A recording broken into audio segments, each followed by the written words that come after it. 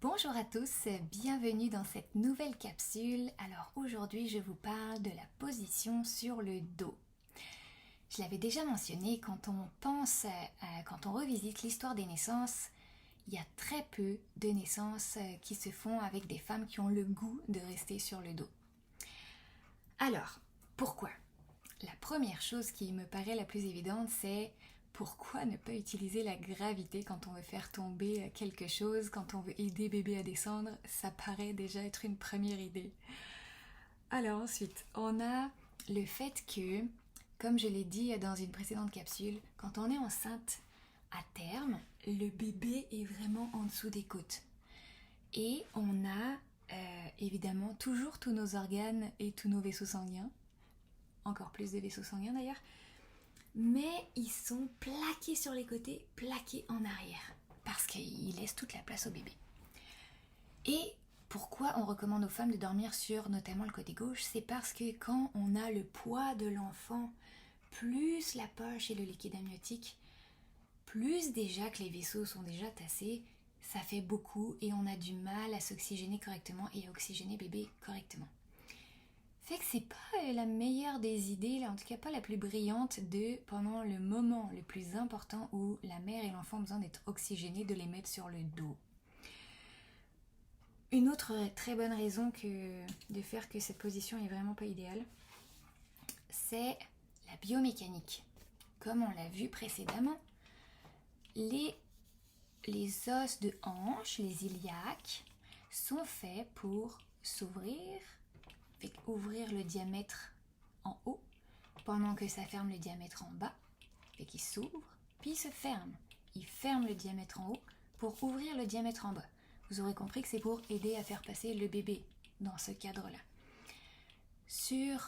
Quand on a les jambes écartées en position gynécologique, comme c'est le cas quand on accouche à l'hôpital, sur le dos, ça écarte les iliaques en haut, fait que super, bébé peut descendre, mais ça ferme le passage pour la suite. De la même façon que quand on regarde le bassin sur un côté est plaqué sur le dos, le fameux sacrum, la fin de la colonne, qui a aussi pour mission de faire ce mouvement-là, donc de s'ouvrir quand le bébé commence à descendre, d'ouvrir le chemin et momentanément de fermer la sortie, pour ensuite basculer, aider, suivre le mouvement du bébé pour tranquillement pousser la sortie et ouvrir là où est-ce qu'il a besoin de sortir. Quand on est sur le dos, le sacrum ne peut pas faire ce mouvement. Il va être fixé, et notamment chez la majorité des gens, fixé de cette façon-là. Donc encore une fois, être placé sur le dos, ça ferme la sortie du bébé biomécaniquement. Fait que, pour résumer, quand on est sur le dos, bébé doit gravir, doit en tout cas aller au-delà de la gravité, comme ramper. Il n'est pas aidé par la mère, par le mouvement, donc il doit tout faire tout seul. Il est moins oxygéné que dans une autre position. Et la biomécanique fait que, on va dire à la mère, votre bassin est trop petit, il va falloir intervenir parce que biomécaniquement on lui ferme la sortie. Fait que je crois que pour ces 4 raisons, c'est une très bonne raison de ne pas être sur le dos. Fait que, alors pourquoi? J'ai envie de répondre à pourquoi on met les femmes sur le dos. Il y a plusieurs hypothèses. Celle qui paraît un peu évidente, c'est beaucoup plus pratique pour la personne qui regarde l'avancement du travail, qui fait des examens, qui veut voir ce qui se passe, d'être tranquillement assise à regarder, plutôt que en train d'essayer de voir sur une femme qui bouge, qui est debout. Ok, ça pourrait être ça. Dans l'histoire des naissances, il y a aussi le fait que... Ok, l'hôpital, il y a une petite centaine d'années, a d'abord été conçu... en tout cas, pas l'hôpital a été conçu, l'ouverture à aller à l'hôpital pour donner la vie a été ouvert d'abord et avant tout pour les sans-abri et les prostituées, qui n'avaient nulle part où donner la vie de façon sécuritaire.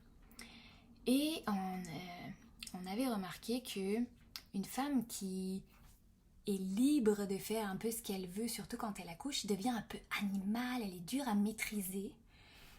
Et c'était assez inconfortable de se faire un petit peu envoyer chier. Désolée pour, je suis pas très polie. Et je pense que, en tout cas dans ce qu'il racontait, le personnel médical n'appréciait pas vraiment ça. Et ils ont remarqué que quand on mettait les femmes sur le dos, mais elles étaient moins impolies, elles étaient plus dociles. Et on le voit très bien en psychologie, on n'a pas besoin d'être docteur en psychologie pour comprendre que on a tous vu un chien. Quand il se met sur la position sur le dos, c'est assez simple de comprendre que il est dans la position la plus possible de soumission à son maître. Il va pas se mettre sur le dos devant n'importe qui. Fait que pour différentes raisons, c'est probablement arrangeant que la femme soit sur le dos puis qu'elle se laisse faire. Alors, si vous avez d'autres hypothèses de pourquoi on met les femmes sur le dos, je suis preneuse. Alors voilà, c'était la capsule pourquoi la position sur le dos. Alors je vous dis à plus tard.